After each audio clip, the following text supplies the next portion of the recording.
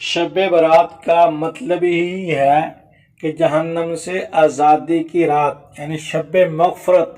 اللہ کریم اس رات میں بنو کلب کی ہزاروں بکریوں کے جسم کے اوپر جو بال ہیں ان کی تعداد کے بقدر لوگوں کو، گناہ گاروں کو جہنم سے آزاد کر کے ان کو بخشش کا پروانہ عطا فرماتے ہیں۔ لیکن کچھ بد نصیب ایسے ہیں جو اس معافی کی رات کے اندر بھی اللہ کی معافی سے محروم رہ جاتے ہیں اور رحمت کا کوئی حصہ حاصل نہیں کر سکتے۔ قرآن و حدیث سے وہ بد نصیب لوگ جو شب مغفرت کے اندر بھی مغفرت حاصل نہیں کرتے، وہ آپ کی خدمت میں پیش کیے جا رہے ہیں۔ ان میں سب سے پہلا بندہ جس کی شب برات میں معافی نہیں، وہ مشرک ہے، اللہ کے ساتھ شرک کرنے والا۔ نمبر 2، کسی کو قتل کرنے والا۔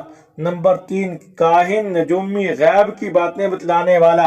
نبی کریم صلی اللہ علیہ وسلم نے ایسے لوگوں کے پاس جانے سے منع فرمایا کہ لا تأتوا الکہان، جو ہاتھ دیکھ کے آپ کی قسمت بتلاتے ہیں، غیب کی باتیں بتلاتے ہیں، ان لوگوں کے پاس جانے سے منع کیا گیا، تو ایسے لوگوں کی بخشش نہیں۔ نمبر 4، بدعتی۔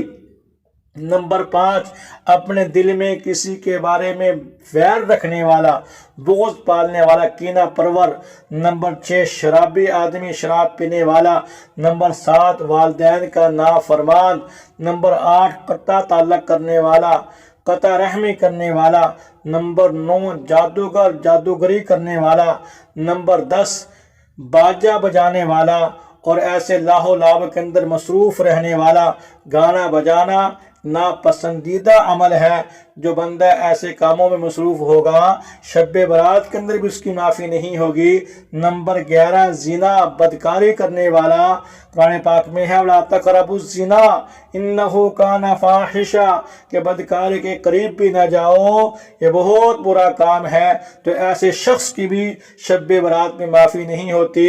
نمبر 12، شلوار اور تہبند کا ٹخنوں پہ لٹکانے والا۔ مردوں کا حکم یہ ہے کہ وہ اپنی ٹخنوں کو ننگا رکھیں، عورتوں کے بارے میں یہ ہے کہ ٹخنے چھپا کے رکھیں۔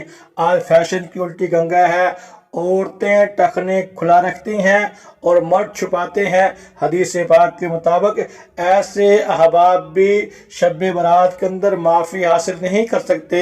شب برات آنے والی ہے، ہمیں چاہیے کہ ہم اس کی آنے سے پہلے اپنی اللہ سے صلح کر لیں، گناہوں سے توبہ کر لیں، تاکہ شب برات کی رحمت سے وافر حصہ حاصل کر لیں۔ اللہ شانہ مجھے آپ کو توفیق عطا فرمائے۔